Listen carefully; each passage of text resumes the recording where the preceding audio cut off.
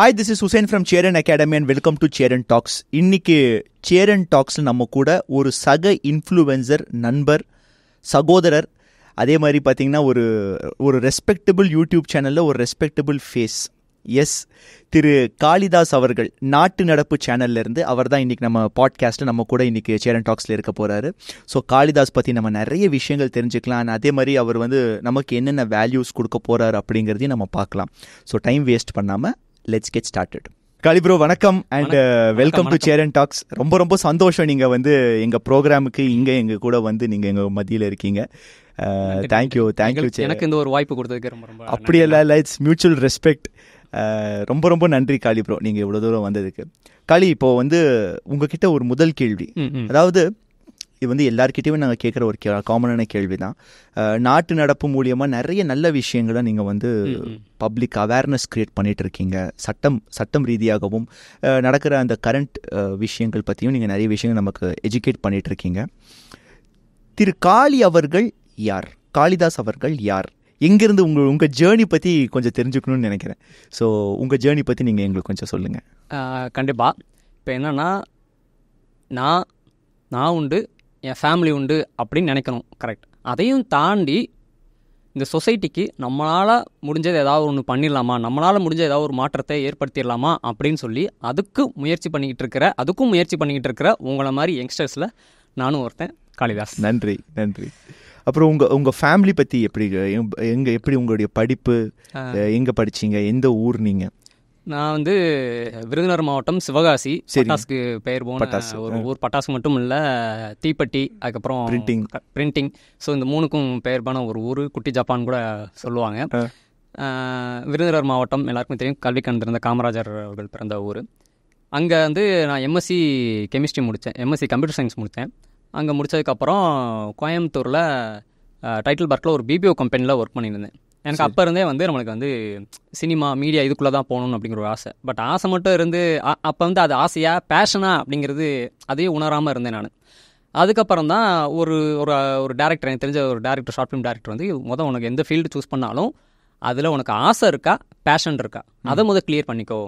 ஆசை இருந்தால் ஒரு தடவை பண்ணிவிட்டு அதை விட்டுரு, இல்லைனா உன் டைம், உன் வாழ்க்கை தான் வேஸ்ட் ஆகும் அப்படின்னு சொல்லி சொன்னார். பேஷன் இருந்தால் அதுக்கு கரெக்டாக பிளான் பண்ணிக்கோ. ஃபஸ்ட்டு உன் திறமையை வளர்த்துக்கிட்டு தொடர்ந்து முயற்சி பண்ணு, கண்டிப்பாக அதுவே உனக்கு கொண்டு போய் அந்த இடத்துல போய் விடும் அப்படின்னு சொல்லி சொன்னாங்க. அதுக்கப்புறம் தான் நான் உணர்ந்தேன். எல்லாரும் சொல்கிற மாதிரி நம்மளும் ஆசைன்னே சொல்லிட்டு இருக்கோமே, ஒரு படமாவது ஷார்ட் ஃபிலிமாவது பண்ணிடணும், ஒரு ஷார்ட் ஃபிலிமாவது நடிச்சிடணும்னு சொல்கிறோமே, நம்ம அது அப்போ அதோட நின்றுமே. அப்புறம் என்ன பண்ணுறது அப்படின்னா, அப்போ நம்ம சாதிக்கணும்னா நிறைய தெரிஞ்சுக்கணும், நிறையா வளர்த்துக்கணும் அப்படின்னு தான். அதுக்கப்புறம் மீடியா மேலே இன்னும் ஒரு பேஷன் அதிகமாகிடுச்சு. ஆசையாக இருந்தது பேஷனாக மாறிடுச்சு. அதுக்கப்புறம் தான் கொஞ்சமாக ஷார்ட் ஃபிலிம் அது இதுன்னு சொல்லி பசங்க கூட சேர்ந்து விளையாட்டுத்தனம் நிறையா பண்ணி, அதுக்கப்புறம் தான் தேநீர் இடைவேளை யூடியூப் சேனல் எல்லாருக்குமே தெரியும். அங்கே ஒரு ஆஃபர் போட்டிருந்தாங்க, இந்த மாதிரி வாண்டட் ஆள் எடுக்கிறோம் அப்படின்னு சொல்லி. அதுக்கப்புறம் அங்கே போய் ட்ரை பண்ணி அவங்க முன்னாடி வீடியோ எடுத்து காமிச்சு, நடிச்சு காமிச்சு, அவங்களுக்கு பிடிச்சி போய் அப்புறம் அதில் ஜாயின் பண்ணேன். ஸோ இப்படி பிபிஓவில் ஆரம்பிச்சு, அதாவது எம்எஸ்சி கம்ப்யூட்டர் சயின்ஸ் முடிச்சு பிபிஓவில் ஆரம்பிச்சு இப்போ கரெக்டாக எதை நோக்கி போகணும்னு நினச்சனோ அதை நோக்கி. வாழ்த்துக்கள். அதே மாதிரி நீங்கள் ஃப்யூச்சரில் இன்னும் நிறைய உயரங்கள் தொடரும், அதுதான் எங்களுடைய ஆசையும் கூட. எனக்கு ஒரு சந்தேகம் இந்த இடத்துல. இப்போ நீங்கள் பிபிஓவில் ஒர்க் பண்ணிட்டு இருந்தேன்னு சொன்னீங்க இல்லையா, அங்கேருந்து நீங்கள் தேநீர் இடைவெளிக்கு போகும்போது இப்போ நீங்கள் அந்த ஷிஃப்ட் நீங்கள் எப்படி பார்த்தீங்க? நீங்கள் என்ன ஒரு தைரியத்தில் அப்படி போனீங்க? ஏன்னா பிபிஓவில் உங்களுக்கு நிலையான ஒரு இன்கம் இருந்துச்சு, இதையும் இருக்க தான் போகுது, இல்லைன்னு சொல்லலை. பட் அது எப்படி நீங்கள் அந்த டெசிஷன் எப்படி எடுத்தீங்க காளி? இல்லை, ஆக்சுவலி எல்லாருக்கும் இருக்கிற ஒரு குழப்பம் இருந்துச்சு. ஐயோ அங்கே போவா வேணாமா? சென்னை வேற அப்போ எனக்கு ரொம்ப பிடிக்காது, பயங்கர டிராஃபிக்காக இருக்கும், இதாக இருக்கும். ஏன்னா இப்போ மதுரை இந்த மாதிரி ஒரு இடத்துல இருந்துட்டு மறுபடியும் அங்கே போகணும் அப்படின்னா செட் ஆகாது. ஆமா, அது கோயம்புத்தூர்ல இருந்து பழைய சொகுசு கண்டாச்சு. கோயம்புத்தூர்ல செட்டில் ஆகணுங்கிற ஆசைலாம் வந்துருச்சு. சரிங்க. இப்போ சென்னையில் போய் ஒர்க் பண்ணணும் அப்படிங்கும் போதெல்லாம் சரி, சென்னை கூட பழகிட்டாலும் புது ஒர்க்கு, புது மனிதர்கள், புது இடம், நம்ம எப்படி சஸ்டெயின் பண்ணிடுவோமா? எல்லாருக்கும் இருக்கிற ஒரு டவுட் இருந்துச்சு, குழப்பம் இருந்துச்சு. சஸ்டெயின் பண்ணிடுவோமா மாட்டோமா? ஃபஸ்ட் டே ஜாயின் பண்ணி ஃபஸ்ட் டே வீடியோ பண்ணும்போதெல்லாம் ஒரு பயத்திலேயே இருந்துச்சு. ஐயோ எப்படி நல்லா வருமா வராதா, எப்படி போகும், மக்கள் ஏற்றுப்பாங்களா இல்லையா அப்படிங்கிற ஒரு எடுத்த முடிவு கரெக்ட் தானா, இல்லை திரும்பி ஊர் பக்கமே போயிடலாமா, நல்ல ஒரு வேலையை விட்டுட்டு வந்துட்டோமே, என்ன பண்ணுறது அப்படின்ற ஒரு தயக்கத்தில், ஒரு பதட்டத்திலேயே தான் ஆரம்பித்தது. அதுக்கப்புறம் வீடியோஸ்லாம் கொஞ்சம் பண்ண அப்படியே பழகிருச்சு. நம்மளுக்கு கேமரா ஃபியர் இல்லை. ஏற்கனவே இங்கே கோயம்புத்தூர் ஒர்க் பண்ணிக்கும்போது ஷார்ட் ஃபிலிம்ஸில் கேமரா ஃபியர் இல்லை. பட் ஃபீல்டு புதுசு. இன்ஃபர்மேட்டிவ் ஃபீல்டு அப்படிங்கும்போது மக்கள் அதை ஏற்றுப்பாங்களா இல்லையா, அது ஒரு பயம் பதட்டம் இருந்துச்சு. சஸ்டைன் பண்ண முடியாதுன்னா ஒரு பெரிய பயம் இருந்துச்சு. அதுக்கப்புறம் பண்ண எதையுமே பண்ண தான் அது பழகுன்னு சொல்லுவாங்க. அந்த மாதிரி பண்ண அதில் இருக்க அந்த ஃபியரும் போயிடுச்சு, மக்களும் ஏற்றுக்கிட்டாங்க. ஸோ அப்படி ஆமாம், அது நல்லாவே தெரியுது. இப்போ எனக்கு ஒரு டவுட் என்னன்னா, இப்போ இந்த கம்ஃபர்ட் ஜோனை விட்டு வெளியே வரணும் அப்படிங்கிற மாதிரியான ஒரு ப்ராசஸ் நம்ம பண்ணுறோம்ல நம்ம லைஃப்ல டெவலப் ஆகுறதுக்கு. அந்த கம்ஃபர்ட் ஜோனுங்கிறது நம்மளை வந்து அப்படியே குறுகிரும். அதுலேருந்து வெளியே வர்றதுக்கு என்ன சுலபமாக நீங்கள் என்ன ப்ராசஸ் ஃபாலோ பண்ணீங்க? இல்லை, நான் வந்து என்னோட வேலை மேலே முழு கவனம் செலுத்த ஆரம்பிச்சிட்டேன். நம்மளுக்கு இதுதான்டா வாய்ப்பு, இதை விட்டால் வேறு வாய்ப்பே கிடையாது. ஏன்னா பயங்கர திறமையை வச்சுக்கிட்டு மீடியாவில் சாதிக்கணும், சினிமாவில் சாதிக்கணும்னு சொல்லி லட்சக்கணக்கான இளைஞர்கள் வெளியே இருக்காங்க. நம்ம ஒவ்வொரு ஆடிஷன்ஸ், சினிமா ஆடிஷன் போகும்போதெல்லாம் அவ்வளோ டேலண்டடாக இருப்பாங்க. அப்போ நமக்கு இப்படி ஒரு வாய்ப்பு கிடச்சிருக்கு. அது ஒரு நல்ல பிளாட்ஃபார்ம், தேநீர் இலை மாதிரி ஒரு நல்ல பிளாட்ஃபார்மில் ஒரு வாய்ப்பு கிடச்சிருக்கு. எனக்கு தேநீர் இலைக்கு நான் அந்த இடத்துல நன்றி சொல்கிறது கடமைப்பட்டிருக்கேன், ஒரு நல்ல ஒரு வாய்ப்பை ஏற்படுத்தி கொடுத்ததுக்கு. ஸோ நம்ம அதை வந்து ஒரு வேலையாக நம்ம பார்க்காம வாய்ப்பாக பார்க்கணும். நான் எங்கள் சேனல் நாட்டு சேனலில் புதுசாக வேலை செய்கிறவங்களுக்கு அதான் நான் சொல்லுவேன், எந்த ஒரு வேலையுமே நீங்கள் வேலையாக பார்க்கக்கூடாது. இல்லை, வேலையாக பார்த்தீங்கன்னா சம்பளத்துக்காக தான் வேலை பார்ப்பீங்க. வாய்ப்பாக பார்க்கணும். இந்த வாய்ப்பை விட்டால் நமக்கு அவ்வளோதான். ஸோ இந்த வாய்ப்பை பிடிச்சாதான் நம்ம வாழ்க்கையில் அடுத்த இதுக்கு போக முடியும் அப்படி. ஸோ இப்போ அது வந்து நான் வேலையாக பார்க்கல, வாய்ப்பாக பார்க்க ஆரம்பித்ததுனால என்ன ஏரியாமே நான் வந்து உள்ளே போயிட்டேன். கம்ஃபர்ட் ஜோன்லேருந்து இது கஷ்டப்பட்டுக்கிட்டு இருக்கோங்கிறதே மறந்துட்டேன். என்ன ஏரியாமே வாய்ப்பாக பார்த்ததுனால அப்படியே உள்ளே போய் அடுத்தடுத்த லெவலுக்கு போயிடுங்க. சரி, தேநீர் இடைவேளையிலிருந்து உங்களுக்கு ஒரு எக்ஸ்பீரியன்ஸ், அங்கேருந்து நாட்டு நடப்பு, இது எப்படி? ஆக்சுவலி நான் வந்து இங்கேருந்து பிபிஓ முடிச்சுட்டு அங்கே மீடியாவில் ஜாயின் பண்ணும்போது எனக்கு வந்து ஈபிகோன்னு சொல்லி ஒரு சேனல் ஸ்டார்ட் பண்ணாங்க. அது ஸ்டார்டிங்லேருந்து ஃபாலோ பண்ணுறவங்களுக்கு தெரியும். சரி. பட் அது ஸ்டார்ட் பண்ண 2 மாதத்தில் கொரோனா வந்துருச்சு. கொரோனா வந்ததுனால வீட்டிலேருந்தே பண்ணி சரியாக இதாகலை. திருப்பி வந்து ஸ்டார்ட் பண்ண புது சேனல் ஸ்டார்ட் பண்ணுற மாதிரி இருக்கும் அப்படின்னு சொல்லி தான் தேநீரிலே நீங்கள் தேநீரில் ஜாயின் பண்ணி பண்ணுங்கள், எதுக்கு நீ அப்படின்னு சொல்லி தேநீரில் ஜாயின் பண்ணி தேநீரில் ஒரு 1.5 years வந்து கண்டென்ட் போட்டிருப்போம். மக்கள் மத்தியில் பயங்கர ரீச். மக்கள் இந்த அளவுக்கு ஏற்றுப்பாங்க அப்படின்னு சொல்லி பிலீவ் பண்ணவே இல்லை. அந்த அளவுக்கு ரீச் மக்களுக்கு. அதுக்கு முதல் நன்றி சொல்லணும்.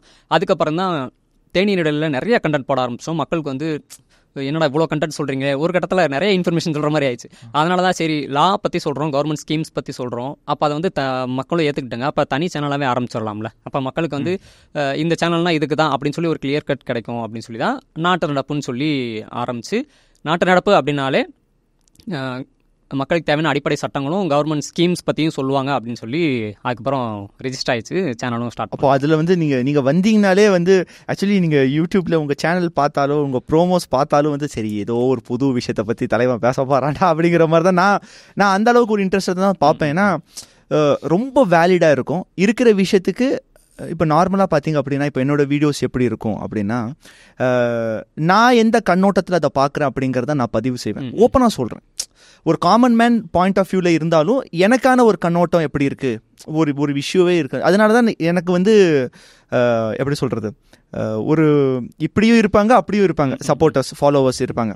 பட் உங்களுடைய வீடியோஸ் வந்து ஒரு நியூட்ரல் ஸ்டாண்ட் பாயிண்டில் தான் இருக்கும். ஆமாம், 100%.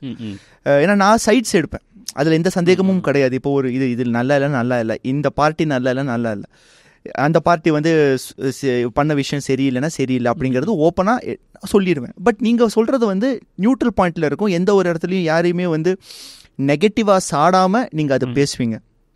இது நீங்களா கான்ஷியஸாக எடுத்த டெசிஷனா இல்லை வந்து சேனலாக அந்த ஒரு ப்ராசஸை நீங்கள்? இல்லை, நாங்கள் சேனலாகவே கான்சியஸாகவும் எடுத்த ஒரு. சரி. ஏன்னா இப்போ ஏதாவது ஒரு சைடு எடுக்கிறோம், ஏதாவது ஒரு யாரையாவது அப்போஸ் பண்ணுறோம் அப்படின்னா நமக்கு வந்து மக்களை வச்சு தான் நம்ம பார்க்கறதுனால தான் நம்ம சஸ்டெயின் பண்ண முடியுது.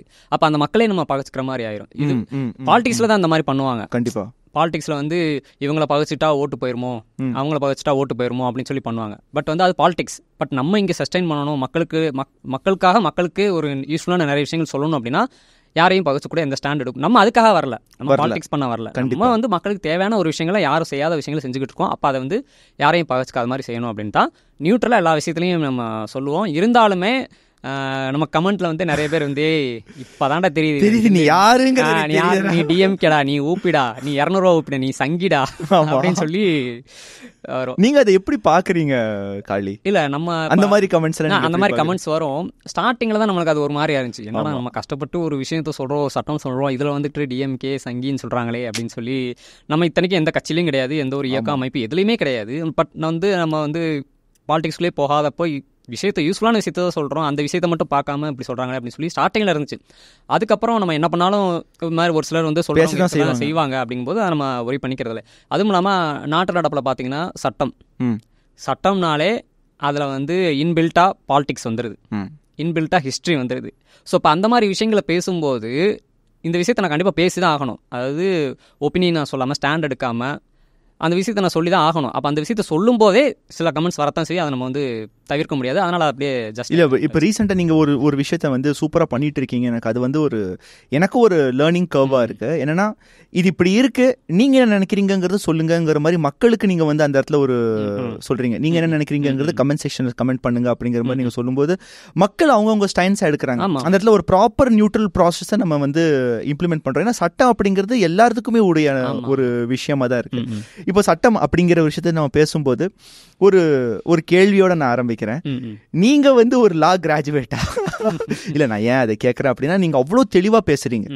அப்படி பார்க்கும்போது நீங்க வந்து லால நீங்க ஏதாவது பண்ணிட்டு இருக்கீங்களா, படிச்சுட்டு இருக்கீங்களா, இல்ல வந்து பியூர் பேஷனா? இல்லை, ஒன்லி பேஷன் மட்டும்தான். எனக்கு வந்து லா ஆக்சுவலி நான் காலேஜ் வந்து ஃபஸ்ட்டு நான் கெமிஸ்ட்ரி சேர்ந்தேன்.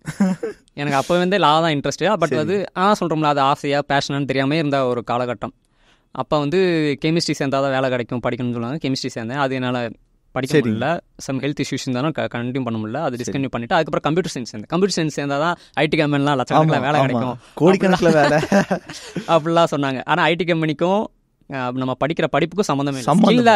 ஸ்கில் தான் மேட்ரு. அது படிக்கும்போது தெரில, படித்து முடிச்சதுக்கப்புறம் தான் அது தெரிஞ்சு எனக்கு. அதனாலும் மனசுக்குள்ளேயே வந்து லா தெரிஞ்சுக்கணும். ஏன்னா என்னோட தனிப்பட்ட சேனலில் வந்து சோஷியல் இஷ்யூஸ் இதை பற்றிலாம் பேசுவோம். எனக்கு இன்பில்ட்டாகவே அந்த ஒரு விஷயம் இருக்குன்னு எனக்கு நானே ரியலைஸ் பண்ணேன். அதுக்கப்புறம் தான் தோணுச்சு நம்ம லா படிக்காம விட்டோமோ அப்படின்னு சொல்லி தோணுச்சு. அதுக்கப்புறம் தான் தேனியில் வந்து ஜாயின் பண்ணும்போது நீங்கள் ஒரு தனி சேனல் எடுத்துக்கோங்க, எதை பற்றி பேச போகிறீங்க அப்படிங்கவும், எனக்கு வேலை கிடைக்கணும் அப்படிங்கிறதுக்காக லா அப்படின்ட்டேன். நான் லா கற்றுக்கிட்டு மக்களுக்கு சொல்லிக் கொடுக்க போகிறேன் அப்படின்ட்டு. வேலை கிடைக்கணுங்கிறக்கா அந்த இடத்துல டக்குன்னு சொல்லிட்டேன் நான். எனக்கு அதுக்கப்புறம் ஐயோ நம்ம மாட்டு சொல்லிட்டோமே, நம்ம எப்படி பண்ண போகிறோம், ஒன்றுமே தெரியாது. ஆனா கூட அதில் தெரியாது எப்படி பண்ண போகிறோம் அப்படி. சீரியஸாக உங்களுக்கு எதுவுமே தெரியாது? அப்போ தெரியாது. ஒரு 5 years பேக் வந்து சோஷியல் இஷ்யூ பற்றி பேசுவேன், அவ்வளோதான். மற்றபடி லா என்னன்னே தெரியாது. சரிங்க. பட் தெரிஞ்சுக்கணும், இன்பில்ட்டாக எனக்குள்ளே ஏதோ ஒரு இடத்துல ஆசை இருந்திருக்கு, அதுதான் என்னை அறியாமல் வெளியில் வந்திருக்கு. அதுக்கப்புறம் வந்து லா எப்படா கற்றுக்கிறது அப்படின்னு சொல்லி தமிழ் புக்ஸ் எல்லாம் நிறையா வாங்கினேன். சரிங்க. தமிழ் புக்ஸ் வாங்கினீங்கன்னா ஒரு தூய தமிழ்ல இருந்தால் கூட நம்ம படிச்சிருவோம். அந்த சட்டத்துக்குன்னே இருக்கிற உரித்தான ஒரு வார்த்தைகள்லாம் இருந்துச்சு. அது புள்ளி வைக்காமல் கமா போட்டு ஒரு பேராஃபாக தான் போகும். சரிங்க. அது வந்து உண்மையிலேயே படிக்கிறது ரொம்ப படித்து புரிஞ்சுக்கிறதுக்கு என்ன அர்த்தத்தில் சொல்ல வராங்கன்னு இங்கிலீஷ்ல இருந்தால் கூட புரிஞ்சுக்கும் போல தமிழில் அந்த தமிழில் சீரியஸாவா அப்படி ஒன்று இருக்கு. ஆமாம், அந்த உரைநடை. ஆமாம், அந்த நீங்களாக அப்படின்லாம் சொல்லுவாங்க. ஆமாம் ஆமாம். தமிழ்நாடு நீங்களாக, ஜம்மு காஷ்மீர் நீங்களாக அப்படின்லாம் வரும். எனக்கு ஒன்றுமே புரியல அது. சரிங்க. அதுக்கப்புறம் தான் என்னன்னா, கோயம்புத்தூர் 5 வருஷம் ஒர்க் பண்ணதுனால இங்கே நிறைய நண்பர்கள் வந்து சம்பாரிச்சு வச்சுருந்தேன். சரிங்க. ஸோ அவங்க அட்வொகேட்ஸ் தான். ஸோ அவங்க மூலமாக கொஞ்சம் கொஞ்சமாக லால பேசிக்னா என்ன, ஐபிசினா என்ன, சிஆர்பிசினா என்ன, சிபிசினா என்ன, எவிடன்ஸ் ஆக்ட்னா என்ன அப்படிங்கிறத கொஞ்சம் கொஞ்சமாக தெரிஞ்சுக்கிட்டு அதோட பேசிக்ஸ் தெரிஞ்சதுக்கப்புறம் ஒரு கட்டத்தில் லா இதான் ஒரு பில் கொண்டு வராங்க, ஒரு சட்டம் மசோதா கொண்டு வராங்க, ஒரு சட்டமாக மாறுது. இதான் விஷயம், இப்படி தான் கொண்டு வர்றாங்க இந்த சட்டத்தில், இந்த ஒரு விஷயங்கள் நம்ம பார்க்கணும், இப்படி தான் பார்க்கணும், இவ்வளோ ரூல்ஸ் இருக்குது, இவ்வளோ ஆக்ட் இருக்குது அப்படின்னு சொல்லி என்ன யாருமே போக அது கிராஸ் பண்ணிட்டேன். இப்போது சட்டம் அப்படிங்கிற ஒரு விஷயத்தில் வந்து மறுபடியும் இன்னொரு பாயிண்ட் நம்ம பார்ப்போம். நான் ஒரு காமன் மேன், ஒரு நார்மலான ஒரு காமன் மேன். எனக்கு வந்து நான் சட்டத்தை தெரிஞ்சுக்கணுன்னா அதுக்கு என்னென்ன வழிமுறைகள், இல்லை வந்து நான் அதை எப்படி ப்ராக்டிஸ் பண்ணலாம்? ஆக்சுவலி சட்டங்கிறது ஒரு பெரிய கடல். அதில் வந்து நம்ம வந்து ஸ்விம் பண்ணோம்னா ஸ்விம்மிங் தெரிஞ்சிருக்கணும், அதில் இருக்கணும்னா. அப்போது சட்டத்தை தெரிஞ்சுக்கணும் அப்படின்னா அது நமக்கு ஒரு ஆர்வம் வேணும். அந்த ஆர்வம் எதுலேருந்து வரும் அப்படின்னா நமக்கு உண்டான தேவையிலேருந்து வரும். தேவையிலேருந்து வரும் தான் அந்த ஆர்வம் வரும், இல்லைன்னா பண்ண முடியாது. ஸோ அப்போ அந்த ஆர்வம் வந்ததுக்கப்புறம் நம்ம என்ன பண்ணணும் அப்படின்னா, நான் ஃபஸ்ட்டு பண்ணும்போது இந்த புக்ஸ்லாம் எடுத்து படித்தேன்னு சொன்னேன்ல, அப்போ எனக்கு புரியல. எனக்கு நல்ல வேலை காட்ஸ் கிரேஸ் வந்து நண்பர்கள் இருந்ததுனால, அட்வொகேட்ஸ் நண்பர்கள் இருந்ததுனால அவங்களுக்கு ஹெல்ப் மூலமாக அவங்களுக்கு நிறையா தொந்தரவு பண்ணி அவங்க மூலமாக நான் கற்றுக்கிட்டேன். ஆனால் இன்றைக்குமே வந்து லா தெரிஞ்சுக்கிறதுக்கு இன்றைக்கி நிறைய சோஷியல் மீடியா பிளாட்ஃபார்ம்ஸ் வந்துருச்சு. ஆனால் லா தெரிஞ்சுக்கிறதுக்கு ஒரு நிறைய 2-3 ஆப்ஸ் இருக்குது. அந்த ஆப்ஸில் பார்த்தீங்கன்னா நிறைய சட்டங்கள் லைவ்லாம் வந்து லைவ்லான்னு ஒரு அப்ளிகேஷன் இருக்குது. சரிங்க. அந்த அப்ளிகேஷனில் பார்த்தீங்கன்னா டெய்லி சுப்ரீம் கோர்ட் அந்த ஸ்டேட் ஹை கோர்ட்டில் நடக்கிற ஜட்ஜ்மெண்ட்ஸு அதெல்லாமே போடுவாங்க. ஸோ அதுக்கு அது தெரிஞ்சுக்கலாம். அதுக்கப்புறம் இந்த மாதிரி 2-3 அப்ளிகேஷன் இருக்குது. அந்த அப்ளிகேஷனில் வந்து ஒவ்வொரு சட்டமும் அந்த சட்டத்துக்குள்ளே என்னென்ன விஷயங்கள் இருக்குது அப்படிங்கிற செக்ஷன் வரையாக போட்டிருப்பாங்க. ஆனால் அது இங்கிலீஷில் இருக்கும். சரிங்க. இப்போ இங்கிலீஷே தெரியாத நான் எப்படி தெரிஞ்சுக்கிறது அப்படின்னு சொல்லி சில விஷயங்கள் வரும். அப்போ இங்கிலீஷே நான் எனக்குமே ஸ்டார்டிங்கில் வந்து கம்யூனிகேஷன் வந்து ரொம்ப பேரியராக இருந்துச்சு. இங்கிலீஷில் தமிழில் புரிஞ்சுக்க முடியல. சரி இங்கிலீஷாவது போகலான்னு பார்த்தா இங்கிலீஷே நல்லா புரிஞ்சுக்க முடியல. ஏன்னா சட்டத்துக்கே உரித்தான ஒரு மீனிங்கில் அவங்க சொல்லியிருப்பாங்க. ஒரு விஷயம் சொல்லிடுவாங்க, இதான்டா விஷயம் அப்படின்னு சொல்லி நம்ம முடிவு பண்ண முடியாது. ஏன்னா கீழே பக்கத்துலேயே எக்ஸெப்ஷன் சொல்லி கொடுப்பாங்க. ஓஹோ. ப்ரொவைடர்னு சொல்லி ஒன்று கொடுப்பாங்க. அதையும் நம்ம படித்து பார்த்து அதோட உள்ள அந்த நம்ம புரிஞ்சுக்கணும். எனக்கு அதெல்லாம் ஸ்டார்டிங்கில் அது வந்து செயின் மாதிரி போயிட்டே இருக்கும். ஆமாம். இப்போ உதாரணத்துக்கு பார்த்தீங்கன்னா இப்போ போக்சோ கேஸே எடுத்துப்போம். பார்த்தீங்களா, இப்போ ஏதோ ஒரு ரீசெண்டாக ஒரு ஸ்டேட்லேயே கண்ட்ரிலேயே வந்து சைல்டு மேரேஜ் வந்து 9 years 9 வயசுலேயே கல்யாணம். ஈராக்லேயோ ஈரான்லையோ. ஆமாம், கண்ட்ரி பெரிய ஆகும் இல்லை. இப்போ 9 years குறைச்சிருக்காங்க. அது ஒரு பெரிய அங்கே இஷ்யூவாக போய்கிட்டு இருக்கு. இப்போ இந்த மாதிரி இப்போ நம்ம இதிலே வந்து இப்போ மேரேஜ் வயசை வந்து 18 21 மாற்றணும் அப்படின்னு சொல்கிறாங்கன்னா அதுக்கு வந்து இன்பில்ட்டாகவே 2-3 சட்டங்கள் வந்து கனெக்ட் ஆகிருக்கும். நம்ம ஒரு சட்டத்தை மட்டும் எடுத்து பார்த்துட்டு ரைட் ஓகே இதில் திருத்தம் பண்ணால் போதும் அப்படிங்கிற மாதிரி சொல்ல முடியாது. அப்போ போக்சோ பார்த்தீங்கன்னா அதில் வந்து 18 வயசுக்கு கீழே அப்படிங்கிறாங்க. அப்போ 18 வயசு கீழேங்கும்போது சைல்டு மேரேஜ் ஆக்ட் வந்துடுது. சரிங்க. சைல்டு மேரேஜ் ஆக்ட் வந்து பழைய ஐபிசி சட்டத்தில் 375/2 ரேப் பற்றி டெஃபனிஷன் கொடுத்துருப்பாங்க. ஸோ இந்த மாதிரி ஒரு சட்டத்தை எடுத்தோம்னா அதுக்கு இன்பில்ட்டாகவே 2-3 சட்டங்கள் சேர்ந்துருக்கும். ஸோ அதை எல்லாத்தையும் சேர்த்து படிக்கணும். ஸோ இவ்வளோ விஷயங்கள் இருந்துச்சு. அப்போ வந்து நம்ம ஒரு காமன் மேன் வந்து ஒரு லா படிக்கணும் அப்படின்னா ஃபஸ்ட்டு ஒரு ஆர்வம் வேணும், தேவை வேணும். அதுக்கப்புறம் கான்டாக்ட்ஸ் ரொம்ப முக்கியம். நான் என்னோட அனுபவத்தில் சொல்கிறேன். ஒவ்வொருத்தருக்கும் மேபி ஒவ்வொரு ஐடியா இருக்கலாம். இல்லை, உங்கள் அனுபவம் கண்டிப்பாக யூஸ் ஆகும். ஏன்னா நீங்கள் வந்து எந்த ஒரு பின்புலமும் இல்லாமல் நீங்கள் வந்தீங்க. அப்படி பார்க்கும்போது இது கண்டிப்பாக யூஸ்ஃபுல்லாக இருக்கும். கான்டாக்ட்ஸ் கண்டிப்பான முறை. நம்ம லா படிச்சிருந்தா பரவாயில்ல, லா படித்தவங்களுக்கு நிறைய டவுட் இருக்கும். அப்போ லா படிக்கலைன்னா அப்போ கண்டிப்பாக அட்வொகேட்ஸ் நண்பர்களோட கான்டாக்ட் கண்டிப்பாக வேணும். இன்னொன்று நம்மளா எடுத்து படிக்கணும். இப்போ நான் ஒரு சட்டம் எடுத்து படிக்கிறேன் அப்படின்னா இதுக்கு என்ன பண்ணுவேன்னா, இப்போ புதுசாக ஒரு சட்டம் வருது, அது என்ன சட்டம்ங்கிறது அட்லீஸ்ட் நியூஸ்லேயாவது பார்த்து தெரிஞ்சுக்கணும். சரிங்க. அப்போ அது கூகுளில் இருக்குது. அப்போ கூகுளில் போட்டு பார்த்து அது தமிழில் இருக்கான்னு முதல்ல சர்ச் பண்ணி பார்க்கணும். சரி, தமிழில் இல்லை, எந்த ஒரு ஆர்டிக்கலும் இல்லை. அப்போ இங்கிலீஷில் இருக்கான்னு சொல்லி பார்க்கணும். இங்கிலீஷில் போட்டோம்னா அந்த சட்டத்தோட சாஃப்ட் காப்பி PDF வந்துடும். அப்போ அதை எடுத்து படித்து பார்க்கணும். அது ஸ்டார்டிங்கில் புரியாது தான் ஆனால் நம்ம தெரிஞ்சுக்கணும்னு நமக்கு ஒரு வெறி இருந்துச்சு அப்படின்னா திரும்ப படித்து பார்க்கும்போது என்ன தான் சொல்ல வராங்க அப்படிங்கிறத புரிஞ்சுக்கலாம். சப்போஸ் அதில் எனக்கு கொஞ்சம் அரைங்குறையமாக தான் புரியுது அப்படின்னா அதுக்கு தான் நம்ம அட்வொகேட்ஸ் கான்டாக்ட்ஸ் இருக்குது. ஸோ அவங்கள்ட்ட நம்ம கேட்டு தெரிஞ்சுக்கலாம். சரி. ஸோ இந்த மாதிரி ஒரு லா தெரிஞ்சுக்கணும்னு நினைக்கிறவங்க இந்த மாதிரி தான் பண்ணணும் அப்படின்னு நான் பண்ணதுனால நான் அதை சொல்கிறேன். நான் சூப்பர். இப்போது நீங்கள் வந்து பாஸ்கோ பற்றி பேசும்போது நம்ம மறுபடியும் அந்த டாப்பிக்கே வரும். இப்போ ரீசெண்டாக நடந்த ஒரு கொடூரமான சம்பவம், கோல்கத்தாவில் நடந்த ஒரு இன்சிடென்ட். அது வந்து அது மட்டும் கிடையாது, அதுக்கு முன்னாடியும் சரி நம்ம நிறைய விஷயங்கள் பார்க்குறோம், அப்போதைக்கு கொந்தளிக்கிறோம், அதுக்கப்புறம் நம்ம அதை கடந்து செல்கிறோம். எல்லாருமே அந்த மாதிரி விஷயங்கள் வரும்போது சொல்கிற ஒரு காமனான ஒரு கொந்தளிப்பு என்னவா இருக்குது அப்படின்னா, தண்டனைகள் ரொம்ப கொடூரமாக இருக்கணும், கடுமையாக்கப்பட்டாதான் இது வந்து குறையும் அப்படிங்கிற மாதிரி. இதை நீங்கள் எப்படி பார்க்குறீங்க காளி? இது வந்து ஆக்சுவலி இது நம்ம டேட்டாஸ் இல்லாமல் நம்ம நம்ம வந்து ஒன்லி இந்த இடத்துல எமோஷனலாக தான் நம்ம யோசிக்கிறோம். எமோஷனலாக தான் எப்பயுமே நம்ம யோசிக்கிறோம். ஒரு அப்படி கொண்டு வந்துட்டால் மட்டும் குறையுமா அப்படிங்கிற நம்ம அந்த ஆங்கிளே நம்ம எடுத்து யோசிக்கணும். இப்போ சவுதி அரேபியா, துபாய் இந்த மாதிரி கண்ட்ரிலாம் பார்த்தீங்கன்னா அவங்களாம் நிற்க வச்சு சுடுவாங்க, இங்கேயும் நிற்க வச்சு சுடணும் அப்படின்னு சொல்கிறாங்க. அப்போ அங்கே வந்து பாப்புலேஷன் எவ்வளோ இருக்குது, அதில் வந்து பெண்கள் குழந்தைகள் எவ்வளோ இருக்காங்க, அங்கே வந்து இந்த தண்டனைகள் வந்து எத்தனை வருஷமாக இருக்குது. அப்போ தண்டனைகள் எத்தனை வருஷமாக இருக்குது அப்படின்னா அந்த தண்டனைகள் கொடுக்கறதுக்கு முன்னாடி அங்கே வந்து சைல்டு அபியூஸ், உமன்ஸ் அபியூஸ் வந்து எந்த அளவுக்கு நடந்திருக்கு, இப்போ இந்த தண்டனைகள் கொடுக்க ஆரம்பிச்சதுக்கப்புறம் எவ்வளோ நடந்திருக்கு, உண்மையிலே குறைஞ்சிருக்கா. அப்போ அந்த பாப்புலேஷனுக்கு அந்த தண்டனை கொடுத்ததுக்கப்புறமே குறைஞ்சிருக்கு அப்படின்னா இங்கே கொண்டு வந்து இம்ப்ளிமெண்ட் பண்ணி பார்க்குறதுல தப்பு இல்லை. ஸோ நானுமே வந்து ஒரு RTI போட்டு இல்லை நிறையா ரிசர்ச் பண்ணி இந்த மாதிரி பண்ணணும்னு சொல்லி இந்த ஒரு பாயிண்ட்டில் நம்ம எல்லா நேரத்துலையுமே இந்த மாதிரி நடக்கும்போது எமோஷனலாக தான் யோசிக்கிறோம். உண்மையிலேயே இங்கே வச்சு நிற்க வச்சு சுட்டா நிறைய பிரச்சனைகள் வரும். அது ரெண்டாவது ஹியூமன் ரைட்ஸ் கமிஷன் உள்ள வருவாங்க, நிறையா வரும். ஆனால் உண்மையிலே நம்ம நினைக்கிற மாதிரி தப்புகள் குறையுமா அப்படிங்கிறத நம்ம யோசிச்சு பார்க்கணும். அப்போ அங்கே எப்படி இருக்குது, ஃபாரினில் கம்பேர் பண்ணி பார்க்கும்போது அந்த பனிஷ்மெண்ட் இருக்க கண்ட்ரீஸை வந்து கம்பேர் பண்ணி பார்க்கும்போது அங்கே டேட்டாஸ் எப்படி இருக்குது, இங்கே அதை இம்ப்ளிமெண்ட் பண்ண முடியுமா முடியாதுங்கிறது நானே ஒரு ஃபியூச்சரில் ஒரு பிளான் வச்சிருக்கேன். இது சம்மந்தமாக வந்து மக்களுக்கு ஒரு தெளிவான விஷயம் கொடுக்கணும். நம்ம எமோஷனலாகவே நம்ம பேசிகிட்டு இருக்கோம் அப்படின்னு சொல்லி. இந்த கொல்கத்தா கேஸ்லேயே பார்த்தீங்கன்னா அது இன்னும் நான் முழுசாக படித்து பார்க்கல. நிறைய பேர் வந்து போட்டுக்கிட்டு இருக்காங்க, ஸ்டேட்டஸ் வச்சுக்கிட்டு இருக்காங்க, நீதி வேணும் அப்படின்னு சொல்லி. டாக்டர்ஸ் கூட நாளைக்கு வந்து ஒரு நாடு தழுவிய ஒரு ஸ்ட்ரைக் வந்து வச்சுருக்காங்க. இதே தான் 2014 நிர்பயா நடந்துச்சு.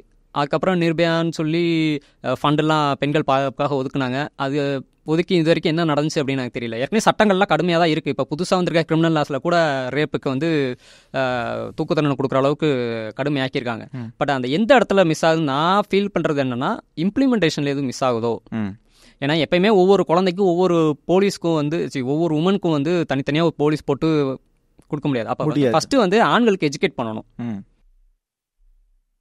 செக்ஷுவல் எஜுகேஷன்னா என்ன அப்படிங்கிறது எஜுகேட் பண்ணணும். அதுக்கப்புறம் ஆண்களுக்கு புரிது எதனால ஆண்களுக்கு இப்படி தோணுது.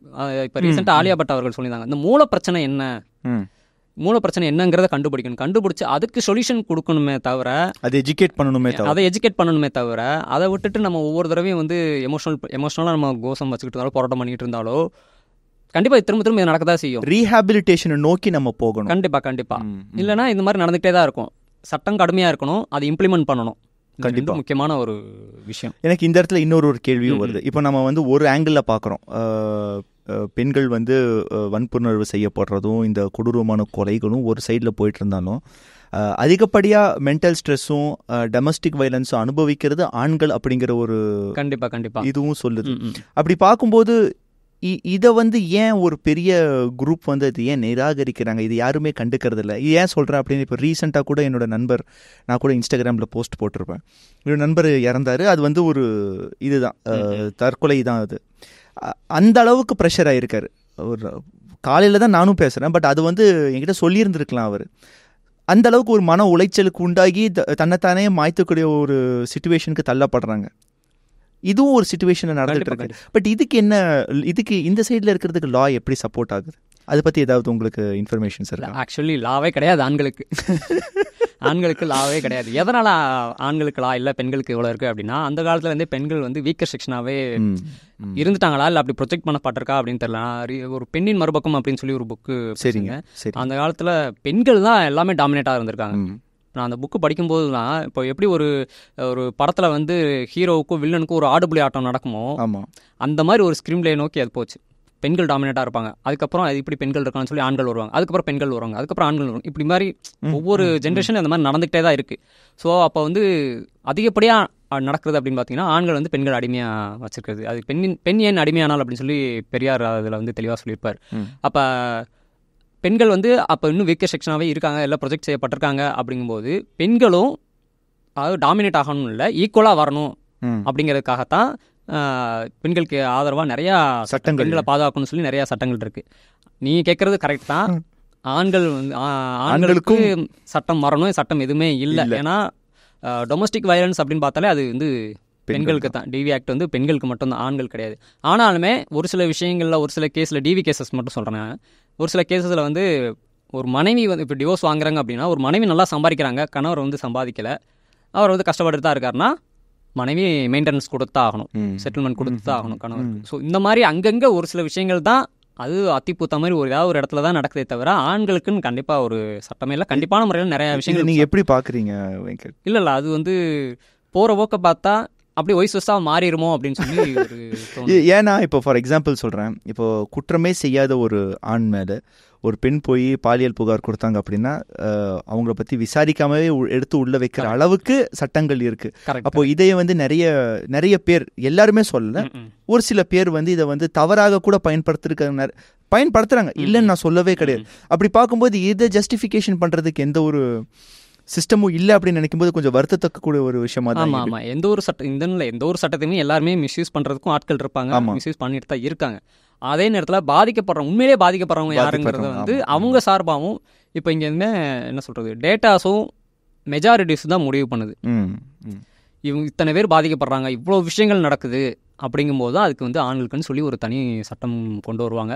ஸோ இது சம்மந்தமாக யாராவது ஏதாவது ஒரு எம்பி கூட ஏதாவது ஒரு பில் கொண்டு வரலாம், இல்லை ஃபியூச்சரில் என்னென்னா நடக்கலாம். ஆனால் கண்டிப்பாக ஆண்களுக்கும் ஒரு சட்டம் வேணுங்கிறது என்னோட கருத்து. சூப்பர். இப்போ அடுத்த ஒரு கேள்வி, இப்போ ரீசெண்டாக ட்ரெண்டிங்கில் இருக்கிற இன்னொரு விஷயம், ப்ராட்காஸ்ட் பில். நாம் எல்லாம் வந்து சோஷியல் மீடியாவில் இருக்கிறோம், நம்ம சேனல்ஸ் வச்சுருக்கோம், ஏதோ ஒரு விதத்தில் நமக்கு வந்து ஒரு வாய்ப்பூட்டு போடுற மாதிரியான ஒரு விஷயமா இதை நான் பார்க்குறேன். நான் அப்படி தான் இதை பார்க்குறேன். நீங்கள் இதை எப்படி இதை பற்றி உங்களுடைய கருத்து என்ன? நீங்கள் இது எப்படி போகும்னு நினைக்கிறீங்க? அது வந்து ப்ராட்காஸ்டிங் ரெகுலேஷன்ஸ் பில்னு சொல்லி சொன்னாங்க. இது வாய்ப்புட்டு போகிறதுங்கிறது ஓரளவு கரெக்டு தான். ஆனால் இதுக்கு முன்னாடி நிறைய சட்டங்கள் இருக்குது. 2021 ஐடி ரூல்ஸ்ன்னு சொல்லி ஒன்று கொண்டு வந்துட்டாங்க. அதில் வந்து டிஜிட்டல் மீடியாஸ்லாம் கண்ட்ரோல் பண்ணுற மாதிரி ஒரு சில விஷயங்கள் வச்சுருக்காங்க. அதாவது நம்ம ஏதாவது ஒரு கவர்மெண்ட்டுக்கு எதிராக இல்லை இந்திய நாட்டோட இறையாண்மை பாதுகாப்புக்கு எதிராக இல்லை கவர்மெண்ட்டை வந்து அவதூறு பரப்புற மாதிரி ஏதாவது ஒரு பண்ணுறேன் அப்படின்னாலும் ஒவ்வொரு சோஷியல் மீடியா பிளாட்ஃபார்மும் சரி, இப்போ ட்விட்டர் இருக்காங்க, வாட்ஸ்அப் இருக்காங்க, ஃபேஸ்புக் இருக்காங்க அப்படின்னா அவங்க ஒரு நோடல் ஆஃபீஸர் வச்சுருக்கணும். அவங்க வந்து இந்தியன் கவர்மெண்ட்டுக்கிட்டேயோ இல்லை கோர்ட்லேயோ ஒரு உத்தரவு வாங்கி அதை ரிமூவ் பண்ணணும்னா பண்ணலாம். எத்தனை அந்த போஸ்ட் போட்ட ஒரு அந்த ஆர்டர் வாங்கின 36 மணி நேரத்துக்குள்ளே அதை ரிமூவ் பண்ணலாம். ஓகே. ஸோ இந்த மாதிரி நம்மளை அங்கங்கே ரெஸ்ட்ரிக்ட் பண்ணுறதுக்கு சட்டங்கள் இருக்குது. இது வந்து யூடியூபர்ஸுக்கு இன்னும் தெளிவான, அது வந்து ஓவராலாக இருக்கிறது. ஓவரால் ஐடி ஆக்டும் சரி, ஐடி ரூல்ஸும் சரி, ஓவராலாக இருக்கிறது. பட் யூடியூபர்ஸ்க்குன்னு சொல்லி கண்ட்ரோல் பண்ணுறதுக்கு எதுவுமே இல்லையே அப்படிங்கிற மாதிரி தான் இந்த ஒரு ப்ராட்காஸ்டிங் ரெகுலேஷன்ஸ் பில் கொண்டு வந்திருக்காங்க. அதில் வந்து நம்மள மாதிரி யூடியூபர்ஸ் வச்சுருக்காங்க இல்லை புதுசாக ஆரம்பிக்க போகிறாங்க அப்படின்னா சர்டன் அத்தாரிட்டிகிட்ட வந்து லைசன்ஸ் வாங்கி பண்ணுற மாதிரி இருக்கும் அப்படின்லாம் சொல்லியிருக்காங்க. நம்மளோட பேரையே வந்து டிஜிட்டல் கண்டென்ட் கிரியேட்டர் மாதிரி மாற்றிருக்காங்க. இன்னும் முழுசாக படிக்கல நான். சரிங்க. ஆனால் இப்போ அந்த பில்லை வந்து வாபஸ் வாங்கிட்டதா சொல்கிறாங்க. அது பார்லிமெண்ட் ஸ்டாண்டிங் கமிட்டிக்கு சில கரெக்ஷன்ஸ் பண்ண சொல்லி அனுப்பியிருக்காங்க. கண்டிப்பாக மறுபடியும் கொண்டு வருவாங்க. அது கொண்டு வரும்போது தான் அதில் என்ன மறுபடியும் என்னென்ன சேஞ்சஸ் கொண்டு வந்திருக்காங்க, எப்படி எந்த அளவுக்கு வந்து கருத்துரிமை பறிக்க போகுது, இல்லை கருத்துரிமை அப்படியே தான் இருக்கா அப்படிங்கிறது தெளிவாக. ஏன்னா கருத்துரிமை அப்படிங்கிறது தான் வந்து ஜனநாயகத்தோட மிகப்பெரிய ஒரு தூண், ஒரு பலம் அப்படிங்கிற மாதிரி சொல்லுவோம். இப்போ நாம யாருமே பேசக்கூடாது அப்படின்னா ஏறக்குறைய எல்லா இடத்துலையுமே வந்து ஒரு பிளாக் வச்சுட்டே வராங்க. ஆர் நாம சொல்ற கருத்தை ஏற்கிற மனநிலையில ஒரு கவர்மெண்ட்டோ இல்லை ஒரு தனியோ ஒரு பாடியோ இல்லை அப்படின்னா அப்போ அது வந்து ஒரு நல்ல விஷயமா நான் இதை பார்க்கலையே.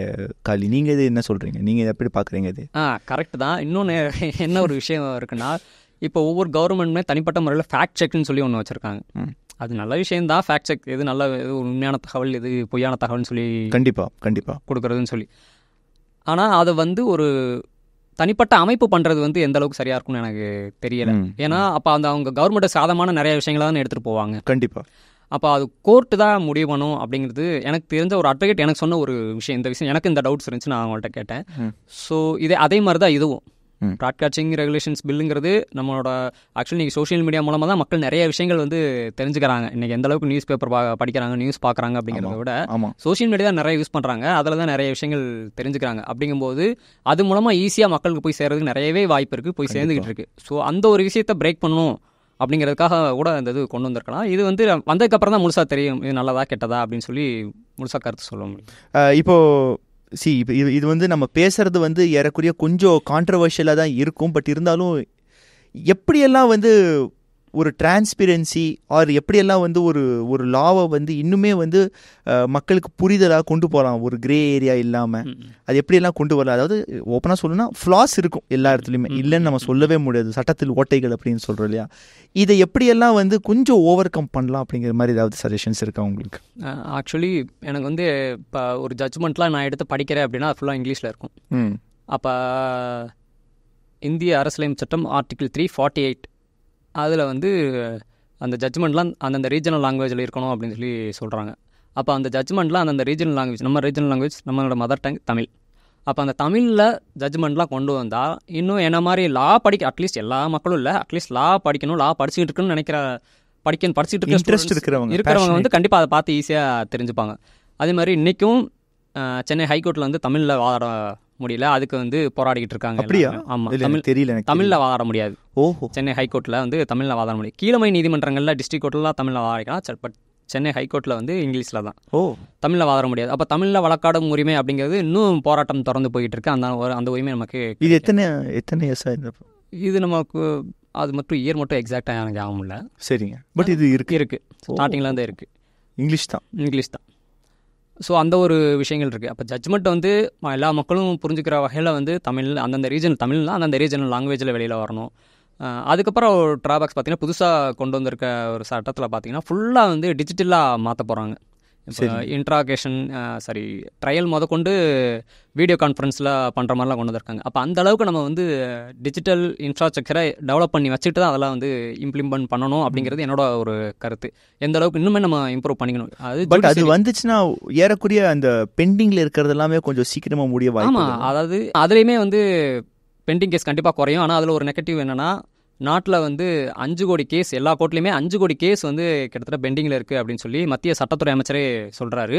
அதுபோக சுப்ரீம் கோர்ட் என்ன சொல்கிறாங்க அப்படின்னா, ஏகப்பட்ட லா காலேஜஸில் வந்து ப்ரொஃபஸரே இல்லை, எம்டியாக இருக்குது அந்த இடம் அப்படிங்கிறாங்க. அதே மாதிரி லா முடிச்சுட்டு குறைஞ்சது 2 வருஷமாவது கோர்ட்டில் வந்து ப்ராக்டிஸ் பண்ணணும் அப்படிங்கிற ஒரு கட்டாயத்தை இப்போ நீக்கிட்டாங்க. பண்ணலாம் இல்லாமல் இருக்கலாம் அப்படின்னு சொல்லி கட்டாயத்தை நீக்கிட்டாங்க. இது எங்கே கொண்டு போய் முடியும் அப்படின்னு சொல்லி தெரியல அப்படிங்கிறாங்க. இன்னொரு கேஸில் வந்து இப்போ 12th முடிச்சுட்டு 5 வருஷம் படிக்கிறாங்கல்ல, ஆமாம், அதை 5 வருஷத்துக்கு பதிலாக 3 வருஷம் குறைக்கலாம் அப்படின்னு சொல்லி ஒரு ரீசெண்டாக ஒரு கேஸ் போச்சு. அதுக்கு சுப்ரீம் கோர்ட் என்ன சொன்னாங்க அப்படின்னா, 5 வருஷங்கிறதே அவன் அந்தளவுக்கு லா தெரிஞ்சுப்பானா அப்படிங்கிற ஒரு பெரிய கேள்விக்குறி, இதில் 3 வருஷம் மாற்ற சொன்னால் எப்படி அப்படின்னு சொல்லி அதை டிஸ்மிஸ் பண்ணிட்டாங்க. ஸோ இவ்வளோ விஷயங்கள் இருக்குது. எனக்கு இதெல்லாம் பார்க்கும்போது வந்து எனக்கு என்ன பயம்னா, மெடிக்கலுக்கு வந்து எப்படி ஒரு என்ட்ரன்ஸ் எக்ஸாம் கொண்டு வந்தாங்களோ அந்த மாதிரி 12th முடிச்சுட்டு அடுத்து லா படிக்கிறதுக்கு ஒரு என்ட்ரன்ஸ் எக்ஸாம் கொண்டு வந்துருவாங்களோ, நான் வந்து தரமான ஒரு வழக்கறிஞரை உருவாக்க போகிறேன் அப்படின்னு சொல்லி ஒரு என்ட்ரன்ஸ் எக்ஸாம் கொண்டு வந்துருவாங்களோ அப்படிங்கிற வாய்ப்புகள் இருக்குது. இன்னும் எப்படி ப்ரோலாங் ஆச்சுன்னா கொண்டு வருவாங்க. அந்த மாதிரி ஒரு இது இருக்குது. ஸோ அதெல்லாம் சரி பண்ணணும். அப்போ வந்து நீதிமன்ற அந்த ஒரு ஜுடிஷியரி சிஸ்டத்தை இன்னும் நல்லா டெவலப் பண்ணணும். அதுக்கேற்ற இன்ஃப்ராஸ்ட்ரக்சர் உருவாக்கணும். இப்போ நான் வந்து கன்னியாகுமரியில் இருக்கேன், மதுரையில் இப்போ சென்னையில் என்னால் கேஸ் போட்டு நடத்த முடியாது. அப்போ மதுரை ஹைகோர்ட் பிரான்ச் ஒன்று இருக்குது. ஸோ இந்த மாதிரி ஹைகோர்ட் பிரான்ச்சை வந்து கொண்டு வரணும், நிறையா கொண்டு வரணும். நான் வந்து இப்போ அதே கன்னியாகுமரியில் இருக்கேன், சுப்ரீம் கோர்ட்டு எனக்கு கேஸ் போகுது, அப்பீல் போகுது. அப்போ நான் டெல்லி வரைக்கும் போக முடியுமானா முடியாது. அப்போ சென்னையில் ஒரு சுப்ரீம் கோர்ட் பிரான்ச் ஒன்று கொண்டு வரணும்.